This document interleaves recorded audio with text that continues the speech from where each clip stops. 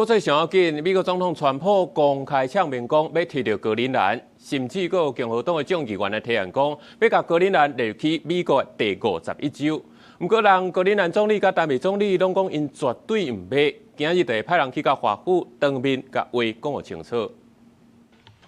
格陵兰总理尼尔森和丹麦总理弗瑞德里克森拜二伫咧哥本哈根做伙展现团结的立场，针对美国总统川普指派敌赛威胁是也要接管格陵蘭，尼爾森是連續講3句肯定來表達堅定的立場。Grønland vil ikke ejes af USA.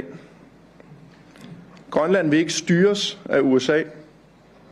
Grønland vil ikke være en del af USA. Vi vælger det Grønland, vi kender i dag,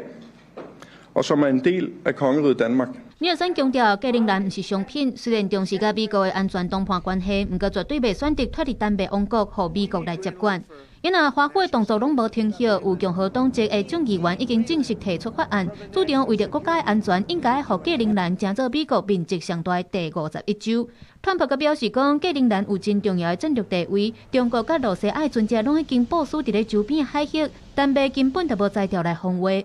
專家分析，川普調伊要得到格陵蘭，背後除了為了戰略地位甲豐富的礦產，也有一種擴大領土的歷史野心。So this idea of territorial expansion,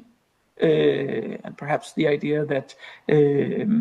Trump has the possibility then of going down in history as one of the presidents that expanded the U.S. 透過將格陵蘭借落來，川普打算要佇歷史上留下擴大美國領土的記錄。不過，這對格陵蘭甲丹麥來講，算是真歹讓步的紅線。 格陵蘭首都的民眾普遍都無法度理解美國的威脅，而且也感覺倒端，認為是幼稚無公平對待。因為丹麥甲格陵蘭的外交部長伫美東時間14日去華府會見美國的高層，這場有關主權甲尊嚴的北極保衛戰，將要進入上關鍵的坎站。公視新聞電話任秉益。